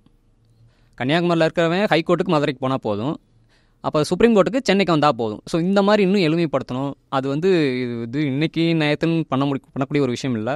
கண்டிப்பாக டைம் எடுக்கும். ஆனால் பண்ணாமல் விட்டோம்னா இன்னும் பெண்டிங் கேசஸ் வந்து அதிகமாக போய்கிட்டே இருக்கும். மக்களுக்கும் சட்டத்துக்கும் அந்த நீதித்துறைக்கும் இருக்கிற அந்த இடைவெளி இன்னும் அதிகமாக தான் போய்கிட்டே இருக்கும். காலி, இப்போ பாலிடிக்ஸ் சைடில் நம்ம கொஞ்சம் வரலாம். இப்போ ரீசெண்டாக இருக்கிற விஷயங்களை வந்து இப்போது மக்கள் வந்து பாலிடிக்ஸ் பக்கம் நிறைய இன்ட்ரெஸ்ட் காட்டுறாங்க, வரணும் அப்படின்னு நினைக்கிறாங்க. ரெண்டாவது அப்படிங்கிறத விட அதை பற்றி நிறைய விஷயங்கள் தெரிஞ்சுக்கணும், ஆர்வத்தை நிறைய காட்டுறாங்க ஆஃப்லேட் நான் பார்த்த வரைக்கும். ஸோ இதில் வந்து நம்ம எப்படி நம்மளுடைய ஈடுபாட்டை கொண்டு வரலாம்? ஆக்சுவலி எனக்கு வந்து சினிமாங்கிறது ஒரு பேஷன். என்னை பொறுத்த வரைக்கும் பாலிடிக்ஸுங்கிறது இப்போதைக்கு எனக்கு வந்து ஆசையாக தான் இருக்குது. ஆசையாக ஒரு தடவை சும்மா பார்த்துட்டு ஆசையாக தான் இருக்குது. ஏதாவது ட்ரை பண்ணலாமா அப்படிங்கிற மாதிரி கூட ஒரு விடை தெரியாத ஒரு கேள்வியாக தான் இருக்குது. அது இன்னும் பேஷனாக வரல. மேபி எனக்கு அந்த பேஷனாக வரக்கூடிய ஒரு காலகட்டம், ஒரு நெருக்கடி, ஒரு தேவை வரும்போது கண்டிப்பாக பேஷனாக மாறும். அதுக்கான முயற்சிகளை கண்டிப்பாக நான் பண்ணுவேன். ஆனால் இப்போ பாலிடிக்ஸ்ன்னு பார்த்தீங்கன்னா இப்போ எல்லாருமே மணி லாபம்னு சொல்லி நம்ம ஓடிக்கிட்டு இருக்கோம். அந்த ஒரு கட்டத்தில் லாபம் மணின்னு சொல்லி போகும்போது 2 விதமான சுரண்டலில் கொண்டு போய் விட்டுருது. ஒரு சுரண்டல் பார்த்தீங்க அப்படின்னா உலகத்தில் நடக்கிறது இந்த 2 விதமான சுரண்டல் தான். ஒரு சுரண்டல் வந்து முதலாளி தொழிலாளியோட உழைப்பை சுரண்டுறது. இன்னொன்று பெட்டிக்கடையிலேருந்து பெரிய கார்பரேட் கம்பெனி வரைக்கும் கன்சியூமரை சுரண்டுறது. இந்த 2 சுரண்டல் தான் நடக்குது. ஃபஸ்ட்டு சொன்ன சுரண்டல் முதலாளி தொழிலாளி சுரண்டுறதுக்கு என்ன பண்ணலாம் அப்படின்னா, பாபா சாஹேப் அம்பேத்கர் அவர்கள் சொல்லியிருப்பார், ஒவ்வொரு தொழிலாளியும் அரசியல்படுத்துங்கள், அரசியல்படுத்தப்படாத தொழிலாளி மற்ற தொழிலாளியின் எதிரியாக இருப்பான் அப்படின்னு சொல்லி. ஸோ அப்போ ஒவ்வொரு தொழிலாளியும் அரசியல்படுத்தணும். அப்போ அரசியல்படுத்தணும் அப்படின்னா நீ என்ன வேலை பார்த்துக்கிட்டு இருக்க, நீ எதுக்கு அங்கே இருக்க, உன்னோட நிலைமை என்ன, நீ ஏன் இப்படி இருக்க, அப்போ உனக்கு என்ன வேணும், உன்னோட பிரச்சனை என்ன, உனக்கு என்ன வேணும், அதை நோக்கி எப்படி போகிறது. ஸோ இந்த மாதிரியான அரசியல் புரிதல்கள் வந்து அவங்களுக்கு ஏற்படுத்தணும். அதுக்கப்புறம் 2வது சுரண்டல் வந்து பெட்டிக்கடையிலேருந்து கார்பரேட் வரைக்கும் கன்சியூமரை சுரண்டுறாங்க அப்படின்னு சொல்லி. இன்றைக்கி என்ன எடுத்தாலும் பார்த்தீங்கன்னா ஃபுல்லாக கலப்படம். ஆமாம், ஒன்று கலப்படம் பண்ணி விற்கிறாங்க, தரமற்ற பொருளை விற்கிறாங்க, இல்லை ரேட் அதிகமாக விற்கிறாங்க. இப்போ ரீசெண்டாக உப்பு சால்ட் சுகரில் கூட மைக்ரோ பிளாஸ்டிக்ஸ் வந்து கலந்துருக்குன்னு சொல்லி நியூஸ் வந்துச்சு. ஸோ இந்த மாதிரி நிறையா இருக்குது, எதை சாப்பிட்றதுனே தெரில. நாங்களே ஃபுட் சேஃப்டி ஆஃபீஸர்கிட்ட போய் ஒரு கலப்படம் வீடியோலாம் போட்டிருக்கோம். எதுக்கு எடுத்து இதில் எல்லாத்துலேயுமே கலப்படம், எதை சாப்பிட்றதுனே தெரியல. ஒரு பிளாஸ்டிக் வாட்டர் கேனில் தண்ணி வாங்கி குடிக்கணும்னா கூட அந்த வாட்டர் கேன் சேஃபாங்கிறது நமக்கு தெரியல, நம்மளை வாங்கி குடிச்சிக்கிட்டு இருக்கோம். அப்படிங்கும்போது எல்லாத்துலேயுமே கலப்படம், இது எல்லாமே தரமற்று போயிருக்கு. ஆனாலும் அதை வந்து நம்மளுக்கு வந்து நம்ம வாங்கி அதை வித்துட்டு இருக்காங்க, நம்மளும் வாங்கி. இதுக்கு என்ன சொல்யூஷன், எங்கே போய் நிற்கும்? இது மேலே இருக்கிற தலைகள் தான் பிரச்சனை அப்படிங்கிறீங்களா, இல்லை எங்கே? இல்லை, இதேமே இதுக்காக வந்து நம்ம புதுசாக ஒன்றும் கொண்டு வரணும்னு அவசியம் இல்லை. இம்ப்ளிமெண்டேஷன் வந்து கரெக்டாக பண்ணணும். அரசு அதிகாரிகளை கரெக்டாக கடிவாளம் போட்டு மேலே வாங்கணும். சப்போஸ் அரசு நல்லா இருக்குது, அரசு அதிகாரிகள் சரியில்லைன்னா அப்படியும் வாய்ப்பு இருக்குது. நான் பெரும்பாலும் ஃபோக்கஸ் பண்ணுறது வந்து கவர்மெண்ட் மேலே இருக்கும். ஆனால் அரசு அதிகாரிகள் வந்து கரெக்டாக பண்ணிட்டாங்களா இல்லையா அப்படிங்கிறது தான் ஒரு பெரிய கேள்விக்குறி. நான் இன்றைக்கி ஒரு பட்டா வாங்க போனாலும் லேண்டு சம்மந்தம் என்ன பண்ணாலும் அரசு அதிகாரிகள் எவ்வளோ பண்ணுறாங்கன்னு எல்லாருக்குமே தெரியும். அப்போ வந்து அரசு அதிகாரிகள் கரெக்டாக இருக்காங்களாங்கிறது தான் ஒரு பெரிய கேள்வி. அதை வந்து கவர்மெண்ட் கரெக்டான முறையில் கடிவாளம் போட்டு கண்காணிக்கும். ஸோ இவ்வளோ விஷயங்கள் இருக்குது. இந்த சுரண்டல் வந்து பார்த்திங்கன்னா மக்களுக்கு தெரியுது. இன்றைக்கி வந்து நிறைய தெரியுது. 10 வருஷத்தில் சோஷியல் மீடியா பெரிய பூம் ஆயிடுச்சு. அதனால் மக்களுக்கு தெரியுது. அவங்களும் ஆட்டோமேட்டிக்காக அரசியல் பேச ஆரம்பிச்சிட்டாங்க. இன்றைக்கி வந்து ஒரு கட்சி வந்து புதுசாக ஒரு கட்சி வந்து நான் தேர்தலில் நிற்க போகிறேன், இல்லை கட்சி ஆரம்பிச்சிருக்கேன்னு சொன்னாலே உங்கள் கொள்கை என்ன அப்படின்னு சொல்லி கேட்க அந்த தெளிவு வந்துருக்கு. அந்த ஒரு தெளிவு வந்துருச்சு. மக்கள் வந்து என்றைக்குமே வந்து முட்டாள் கிடையாது. மக்கள் தெளிவாக தான் இருக்காங்க. பட் ஒரு சில விஷயங்கள் அவங்களுக்கு வந்து இன்னும் சரியான முறையில் பயிற்றுவிக்கப்பட்டுச்சு அப்படின்னா கரெக்டாக எல்லாமே நடக்கும். சூப்பர். இப்போ உங்களுடைய ஃப்யூச்சர் பிளான்ஸ் என்ன? இப்போ வந்து யூடியூப்பில் இருக்கீங்க, ஒரு இன்ஃப்ளூயன்சராக இருக்கீங்க. அடுத்தடுத்த கட்டத்தில் அடுத்தடுத்த என்னென்ன பிளான்ஸ் இருக்குது உங்கள் ஃப்யூச்சர் பிளான்ஸ்?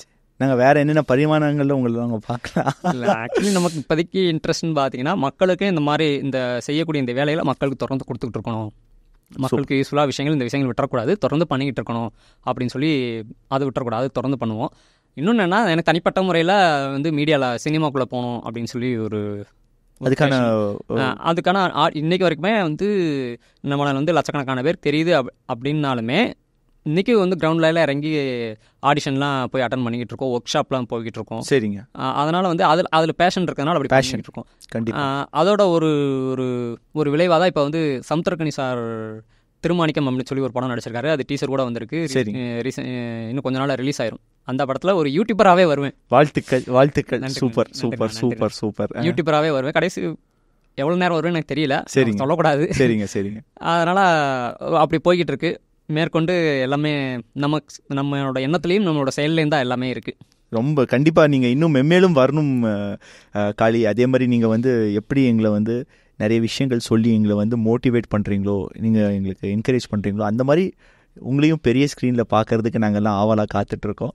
ஸோ வாழ்த்துக்கள், மனமார்ந்த வாழ்த்துக்கள். நன்றிண்ணா. ஓகே, இந்த பாலிடிக்ஸ் அப்படிங்கும் போதே வந்து நான் அதுக்கு எந்த அளவுக்கு தகுதியானவன் அப்படிங்கிறத நான் வந்து கண்டிப்பாக ஒவ்வொரு தடவையும் நான் கேட்டுப்பேன். நானே என்னோடய நாட் நடப் சேனலில் வந்து ஒரு வீடியோ போட்டிருக்கோம். என்னென்னா, ஹூ இஸ் லீடர்? நீங்கள் இப்போ ஓட்டு போட போகிறீங்க, இல்லை ஓட்டு போடணும்னு நினைக்கிறீங்க அப்படின்னா அந்த தலைவருக்கு, அந்த லீடருக்கு இந்த ஒரு 7 தகுதிகள் இருக்கா அப்படின்னு சொல்லி என்னோடய சேனல் நாங்கள் வீடியோ போட்டோம். என்னென்ன தகுதிகள்? சட்டம், எனக்கு வந்து சட்டம் தெரிஞ்சனால சட்டத்தை பற்றின ஓரளவுக்கு ஒரு புரிதல் இருக்கா அப்படிங்கிறது கண்டிப்பான முறை. அப்போ தான் எதனால் சொல்கிறேன் அப்படின்னா, இப்போ ஒவ்வொரு ஏரியாலையும் ஒவ்வொரு கல்ச்சர் இருக்கும், ஒவ்வொரு இன மக்கள் வாழ்வாங்க. நம்ம ஓவரால் ஒரு பொது சட்டம் கொண்டு வரும்போது, ஒரு பில் கொண்டு வரும்போது அது மக்களை எந்த அளவுக்கு அஃபெக்ட் பண்ணும் அப்படிங்கிறத நம்ம தெரிஞ்சுக்கணும். அப்போ அது தெரிஞ்சுக்கிட்டால் மட்டும்தான் நம்ம வந்து அதுக்கேற்ற மாதிரி சட்டம் கொண்டு வர முடியும். மக்களுடைய அந்த கல்ச்சர் என்ன, பழக்க வழக்கம் என்ன, என்னென்ன மாதிரி இன மக்கள் வாழ்கிறாங்க. நான் இப்போ இந்த கோயம்புத்தூர் தொகுதியிலே நிற்கிறேன் அப்படின்னா, அந்த கோயம்புத்தூரில் இன்ஃப்ராஸ்ட்ரக்சர் எப்படி இருக்குது, மக்கள் எந்த நிலைமையில் இருக்காங்க, ஒரு தனிநபர் வருவாய் ஆவரேஜாக எவ்வளோ இருக்குது, ஒரு பிஸ்னஸ் எவ்வளோ இருக்குது, அதோட இன்கம் எவ்வளோ இருக்குது, இந்த மாதிரி அந்த ஒரு அந்த தொகுதியோட இன்ஃப்ராஸ்ட்ரக்சர் தெரிஞ்சுக்கணும். அந்த தொகுதியோட ஒரு வரலாறு தெரிஞ்சுக்கணும். அந்த நிலத்தோட ஒரு வரலாறுங்கிறது ரொம்ப ரொம்ப முக்கியம். ஒவ்வொரு நிலத்துக்குமே அந்த நிலத்துக்கான தலைவனுக்கு அந்த நிலத்தோட வரலாறை கண்டிப்பான முறையில் தெரிஞ்சு வச்சுருக்கணும். நிலம் வந்து இப்போ கோயம்புத்தூர்லாம் பார்த்தீங்கன்னா முந்தைய காலத்தில் வந்து ரொம்ப பெருசாக இருந்திருக்கும், இல்லை ரொம்ப சிறுசாக இருந்திருக்கும். இப்போ சென்னை பார்த்தீங்கன்னா சிறுசாக இருந்துச்சு, இப்போ விரிவாக்கம் பண்ணி பெருசாக கொண்டு வந்து எக்ஸ்டெண்ட் ஆயிடுச்சு. இப்போ அந்த மாதிரி கோயம்புத்தூர் ஒரு காலத்தில் வந்து சின்னதாக இருந்திருக்கும், இல்லை பெருசாக இருந்திருக்கும். இப்போ அது சுருங்கிருக்கும், இல்லை பெருசாகிருக்கும். அப்போ நம்ம கோயம்புத்தூரோட அந்த நில வரலாறு என்ன அப்படிங்கிறத நம்ம தெரிஞ்சிருக்கணும். இந்த மாதிரி அப்புறம் இது எதுவுமே தெரியலனாலும், இப்போ அரசியல் காரணமாக இவ்வளோ விஷயங்கள் தெரிஞ்சுட்டா வரணுமா, எங்கள் காமராஜர் வந்து இதெல்லாம் தெரிஞ்சுட்டா வந்தார், அவர் நல்லது பண்ணலையா, பொற்கால ஆட்சி தரலையா அப்படின்னா கண்டிப்பாக முடியும். இவ்வளோ விஷயங்கள் தெரியலனாலும் பிரச்சனை இல்லை. ஆனால் ஒரு தலைவன் அப்படிங்கிறவங்க எப்பவுமே ஒடுக்கப்பட்ட, பாதிக்கப்பட்ட எளிய மக்களின் பக்கம் இருக்கணும். இது இருந்தால் கூட போதும், அவங்க வந்து மக்களுக்கான தலைவனா ஒரு அரசியல் நல்ல. பட் இப்போ இருக்கிற சிச்சுவேஷனில் அது வந்து ரொம்ப ரேரிட்டியாக தானே போயிட்டு இருக்கு. ஆமாம். கவர்மெண்ட் அப்படிங்கிறதே வந்து ஏதோ ஒரு பாயிண்ட்ல வந்து பணம் வச்சிருக்கிறவனுக்கு தானே அது நடக்குது. ஆமாம், இப்போ கவர்மெண்ட் அதுக்கு என்ன ரீசன் சொல்கிறாங்க அப்படின்னா, நான் இங்கே வேலை வாய்ப்புகள் உருவாக்கணும். வேலை வாய்ப்புகள் உருவாக்கணும் அப்படின்னா நிறைய கார்பரேட்ஸ் இங்கே கொண்டு வரணும் அப்படின்னா அதுக்கேற்ற மாதிரி ரூல்ஸ் அண்ட் ரெகுலேஷன்ஸ் வந்து தளர்த்தி தான் அவங்கள உள்ளே கொண்டு வர முடியும். அப்போ தான் இன்வெஸ்ட்மெண்ட் அதிகமாக்க முடியும், அப்போ தான் வேலைவாய்ப்பு உருவாக்க முடியும், வளர்ச்சியும் வரும் அப்படிங்கிறாங்க. அவங்களுக்கு கொடுக்குற தளர்வு இப்போ பட்ஜெட்டே நம்ம பார்த்தோம் அப்படின்னா, இந்த மாதிரி பெரிய பெரிய கார்பரேட்ஸ்க்கு கொடுக்கப்பட்ட ஒரு சில தளர்வுகளும் ஒரு சில சலுகைகளும் ஒரு மிடில் கிளாஸ் வளர்ந்துட்டு இருக்கிற ஒருத்தனுக்கு அது இல்லாமல் இருக்கு, ஒரு பாரமாக தானே அமைஞ்சிட்டு இருக்கு. கரெக்ட். ஆனால் வந்து தனிநபரோட வளர்ச்சி எப்படி வந்து ஒரு கிராமத்தோட வளர்ச்சி தான் உண்மையான வளர்ச்சி அப்படின்னு சொல்கிறாங்களோ, ஆமாம், அந்த மாதிரி ஒரு தனிநபரோட வளர்ச்சி, ஒரு மாத வருமானம் ஒரு 10 வருஷத்துக்கு முன்னாடி ஒரு 10,000 ரூபா இருக்குது, இப்போ வந்து ஒரு 25,000 ரூபா இருக்கா அப்படின்னா அது வந்து ஒரு பெரிய கேள்விக்குறியாக தான் இருக்குது. ஸோ அதையும் நம்ம வந்து பார்க்கணும். இப்போ அடுத்து வந்து ரீசெண்டாக வந்த சட்டங்களில் இப்போ நம்ம ஒரு 2-3 விஷயங்கள் பார்த்தோம். மூணாவதாக வகுப்புகள் இது சார்ந்த ஒரு சட்டம் இப்போ ரீசெண்டாக ரிலீஸ் ஆகிருக்கு. ஸோ இதை பற்றி நீங்கள் எப்படி பார்க்குறீங்க, உங்களுடைய கண்ணோட்டம் எப்படி? அது வகுப்பு அமெண்ட்மெண்ட் பில்லுன்னு சொல்லி கொண்டு வந்திருக்காங்க. அதில் நான் பார்த்த அதில் இன்னும் அந்த பில் எடுத்து ஃபுல்லாக டீட்டெயிலாக படித்து பார்க்கல.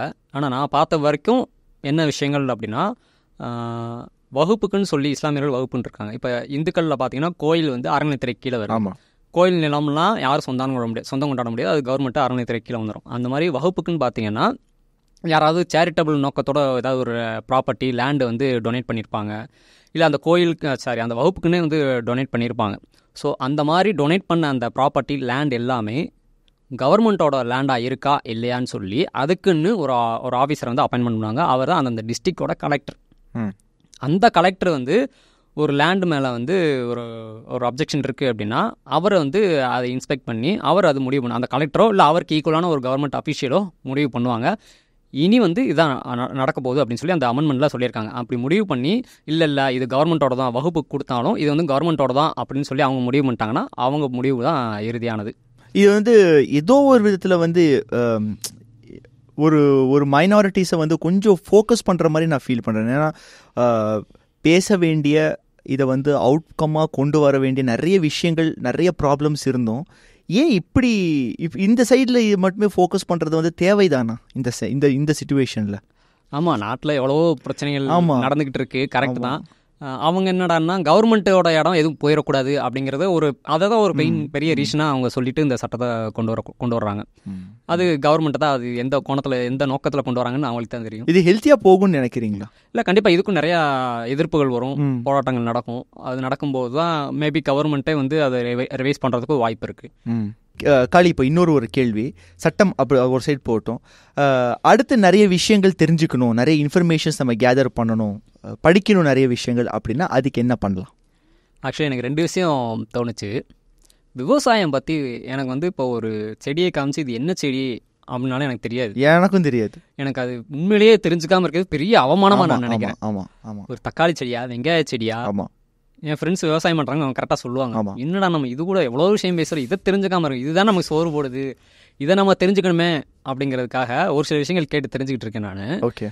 ஆனாலுமே அதை முழு மூச்சாக கொண்டு போகணும். இப்போ இருக்கிற ஜென்ரேஷனுக்கு வந்து விவசாயத்தை பற்றி நிறையா தெரியப்படுத்தணும்.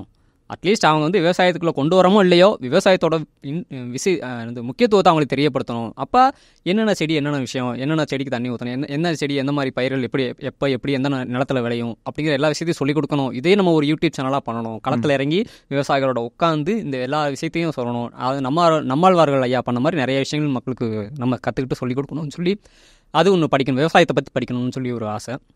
இன்னொன்று வந்து ஹிஸ்ட்ரி, சரித்திரம், வரலாறு, தொல்லியல் இது சார்ந்து படிக்கணும்னு நிறைய ஆசைகள் இருக்குது. ஏன்னா பாபா சாஹேப் அம்பேத்கர் அவர்கள் சொல்லுவார், ஒரு வரலாற்று மாணவன் அவன் நினச்சா மட்டும்தான் வந்து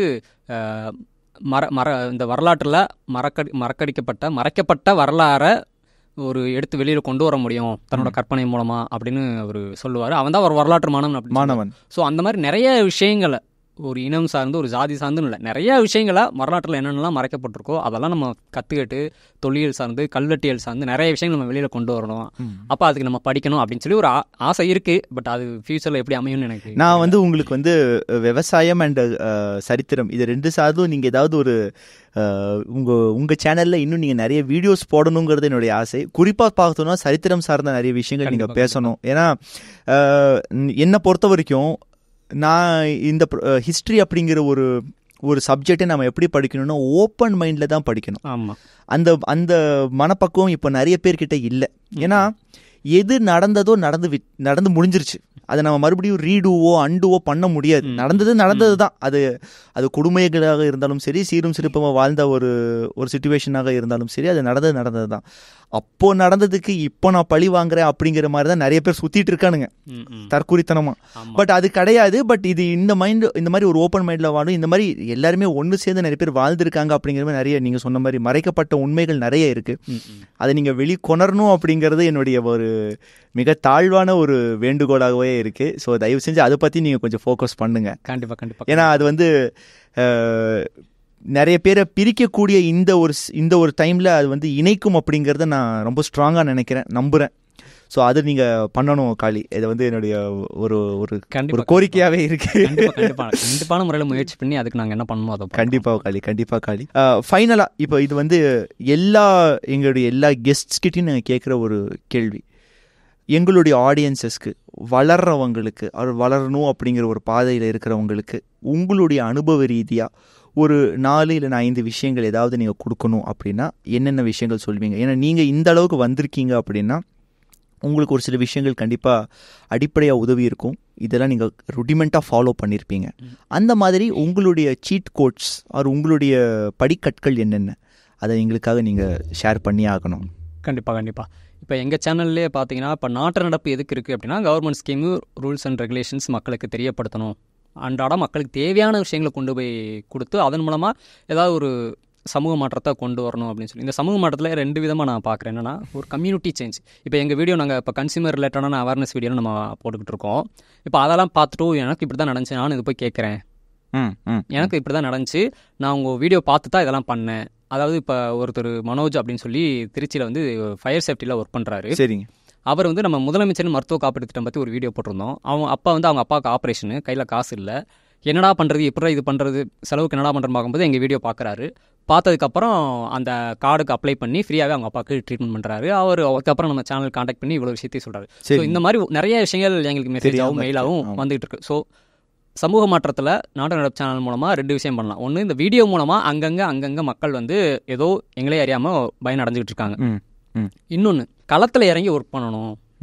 அது ஒரு சிஎஸ்ஆர் ஆக்டிவிட்டி கார்பரேட்டில் சொல்லுவாங்கல்ல, அந்த மாதிரி களத்தில் இறங்கி ஒர்க் பண்ணி ஏதாவது ஒரு சேஞ்சஸ் கொண்டு வரணும் அப்படின்னு சொல்லி தான் பண்ணிக்கிட்டு இருக்கோம். சரி. ஸோ இந்த மாதிரி நம்ம ஏதாவது ஒரு ஃபீல்டு சூஸ் பண்ணுறோம் அப்படின்னா, நம்ம ஏற்கனவே நிறைய இடங்களில் சொன்னதான், நிறைய வீடியோக்களில் சொன்னது தான், அது நமக்கு வருமா, நான் ஏற்கனவே சொன்னதான், அது ஆசையாக பேஷனா, அதை டிஃபரன்ஷியேட் பண்ண நம்ம தெரிஞ்சிருக்கணும்.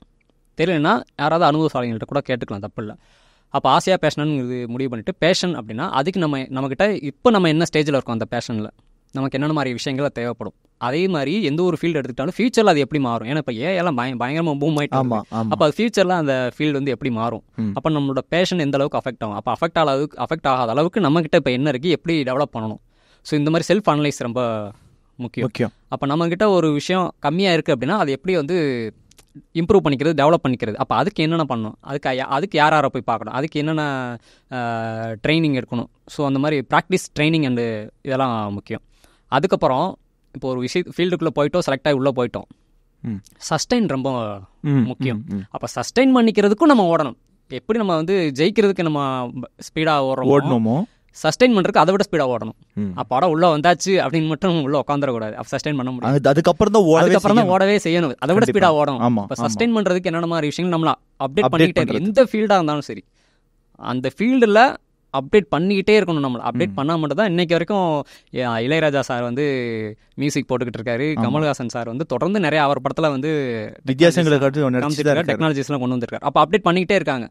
ஸோ அந்த மாதிரி எந்த ஃபீல்டாக இருந்தாலும் உள்ளே போனதுக்கப்புறம் சஸ்டைன் பண்ணணும்னா செல்ஃப் அப்டேஷன் வந்து ரொம்ப ரொம்ப ரொம்ப முக்கியம். Super Kali. அண்டு ஃபைனலாக நன்றிகள், நீங்கள் இவ்வளோ தூரம் வந்து இவ்வளோ விஷயங்கள் எங்களுக்காக சொல்லியிருக்கீங்க.